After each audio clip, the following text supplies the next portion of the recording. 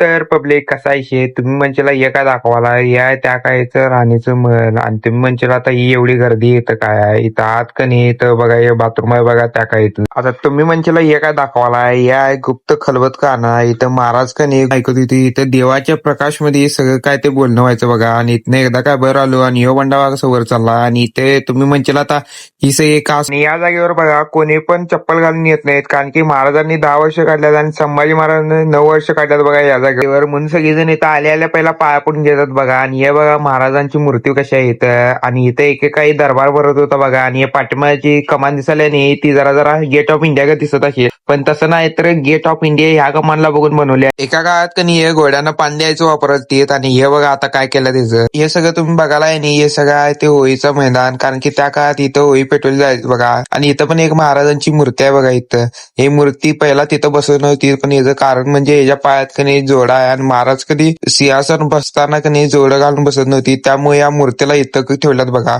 आणि ही जागा म्हणजे मार्केट आहे बघा आणि त्या काही का नाही जे काय व्यापार व्हायचं ते इथंच व्हायचा बघा आणि माझी थोडीफार शूट डिलीट झाल्या बघा त्यामुळे मी रायगड एवढाच दाखवले आणि आजचा ब्लॉग एवढाच होता बघा जाता लाईक करा शेअर करा आणि बाकी जर पार्ट बघितला नसला तर ते जाऊन बघून घ्या पहिला